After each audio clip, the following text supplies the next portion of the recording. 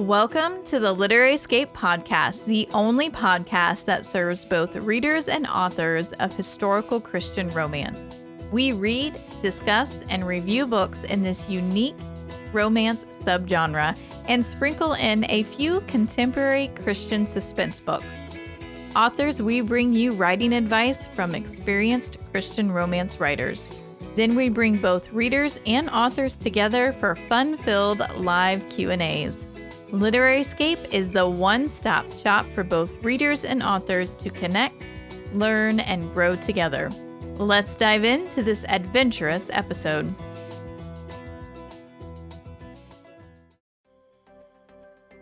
Welcome back to another Friday book discussion. Just a few announcements before we dive in. First, we have another incredible lineup for our final Coffee and Books event this year on Saturday, December 7th from 1 to 2 p.m. Eastern Standard Time. Join authors Karen Whitmire, Jody Basie, Misty M. Beller, and Abby Downey for an hour of book talk. Visit literaryscape.com/events to sign up for this free event today. The Unwavering Faith crowdfunding campaign will end on November 1st, 2024, so head on over to literaryscape.com/campaign to get your limited edition copy of Unwavering Faith today. Authors, we have Kylie Woodley joining us on Saturday, November 9th from 12 to 1 p.m. Eastern Standard Time to talk about book proposals. Getting your creative works in front of professionals in the Christian book market can be challenging. You need to showcase your best writing and understand what industry professionals are looking for. This class teaches you to polish a query letter, proposal, and writing sample. Additionally, we will preview resources for improving writing and where to find agents and editors. Finally, this class provides 3 templates to get you started. Visit literaryscape.com/events to sign up for this training today. That's it for announcements. Let's jump into this week's book discussion. Just so you know, we had a camera issue towards the beginning of this episode. So if you're watching the video part, you'll see kind of a funky cut. The camera that was recording some of us quit recording and we didn't realize it. So we were talking without some video. So if you see a little blip, that's what it is. But please enjoy and please excuse the blip and enjoy our discussion of Covert Mission by Lynn Shannon.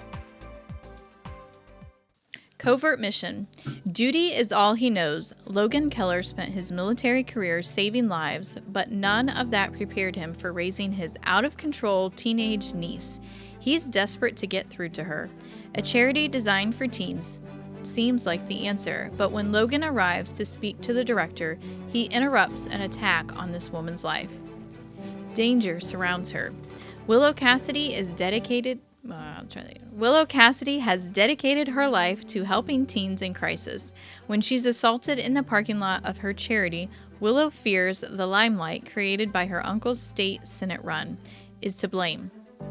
And the threat isn't over. A second attack proves someone is determined to kill her. A tenuous plan. Logan can't leave Willow unprotected. Pretending to be her boyfriend is easy. Keeping his growing attraction hidden is much harder. Every move designed to keep her safe ramps up the threat against her. Will Logan's covert mission save Willow's life, or will it be a deadly failure?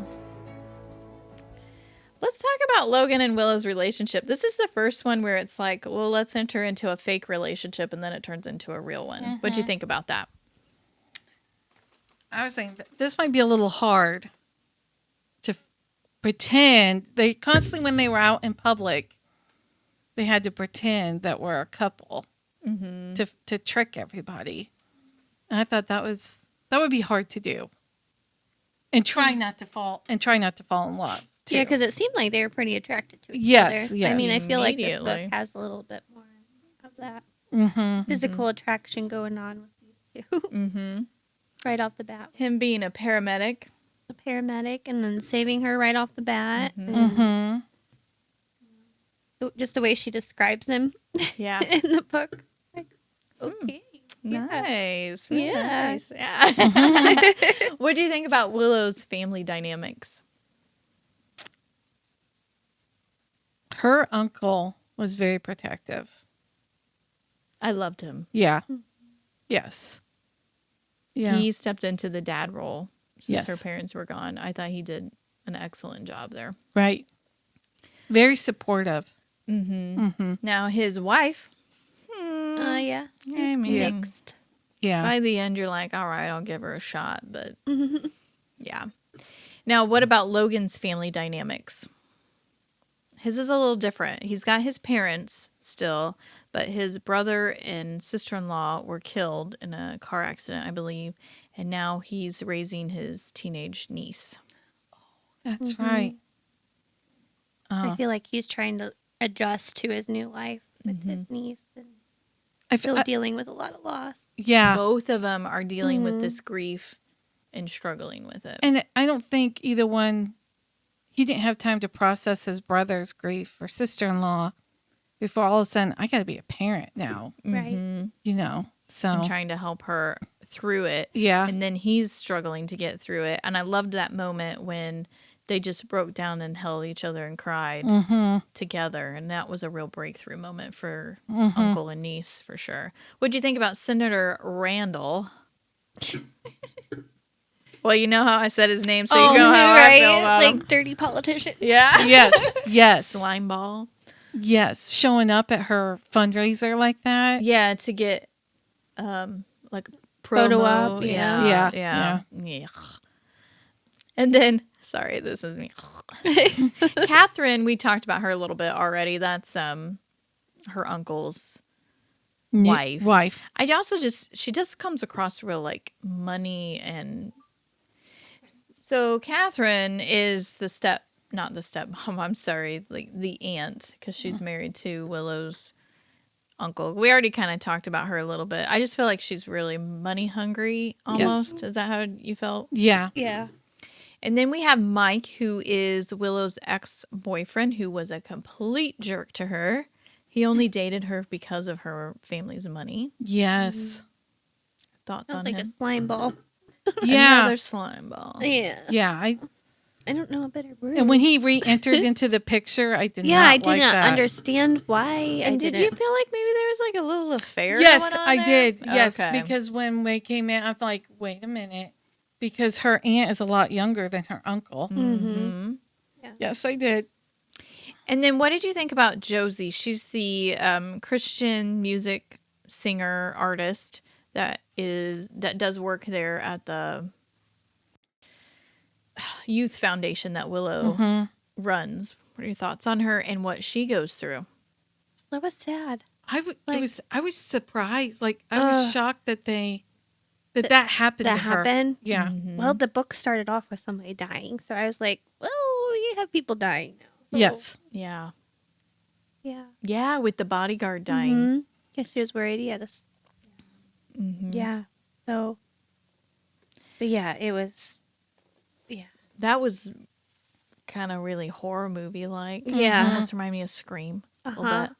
That Little bit. whole scenario Whole there. scene. Mm-hmm. Yeah. Were you shocked on who the villain was and why? Trying to So remember. you remember her uncle used to be the DA, district attorney, I believe. Yes. Yeah. And it all tied back to a case that he did a ruling on. That's right. Yeah. Did that surprise you? I thought he had a different reason. I mean, I was surprised who it was. I mean, obviously it was one of the suspects, but Yeah. the way it played out, I was like, whoa.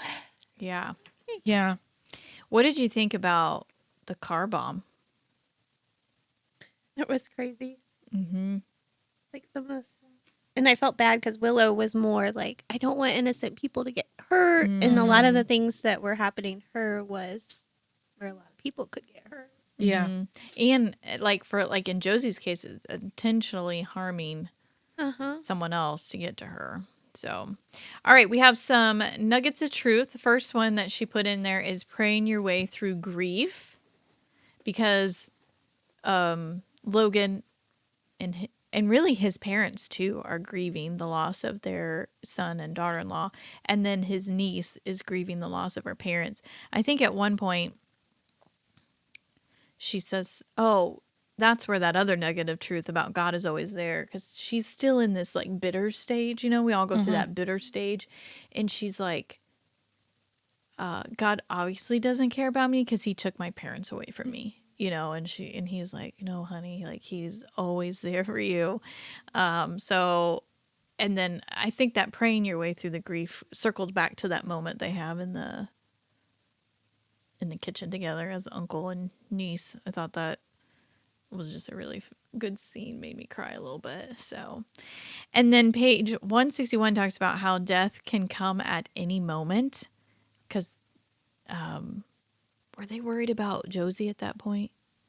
I think it was touch and go with her if she was gonna make it. Yes. And then of course the bodyguard died like right at the beginning, and he had a wife and kids as well. But I just thought those were great nuggets of truth and wisdom. It's all of those are true. Praying your way through the grief, it helps. It doesn't take away the pain, right? But it gives you hope, and it may alleviate that a little bit. The fact that God's always there, which she already mentioned in a book earlier, and then just you better know your maker, because death comes at any moment for sure. So it's not funny, but one of the points that Randy Alcorn made in that book that I mentioned last week was that death is 100% for everybody. It's not like, like cancer may hit a certain percent of us, right? But everyone dies, period. So you better be prepared. And I love that she put that in there. All right. So how would you rate the following elements on Covert Mission by Lynn Shannon? We'll start with the mystery.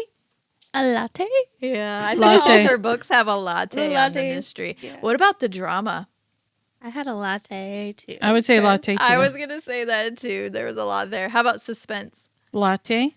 Oh, yeah. Oh, yeah. Like, the whole Josie scene is enough for me. I'm like, this one was, this out of all the books, I feel like this one was, I think, so far out of, like, norm for me that this was a little bit, even though there was people that died, that it was a little bit easier because it felt, I detached from this one more. I think because they're so rich and they're so, like, you know what I mean? I was, like, kind of detached a little bit from the characters. So I feel like this one went a little bit easier for me. I can see that. Yeah. The next one was a lot harder. So I'm like, oh yeah, the last one coming up. Yeah. So, how about the romance level?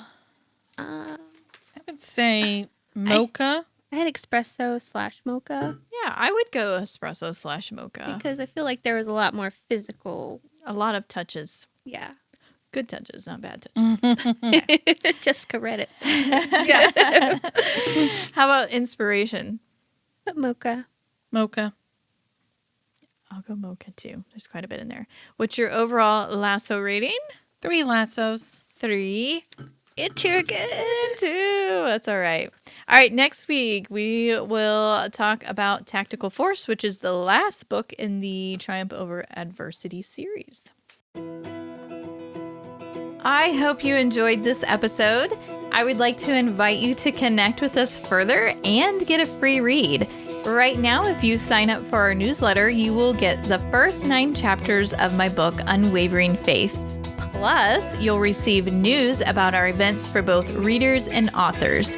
You can sign up at literaryscape.com/newsletter. Until next time, happy and blessed reading and writing.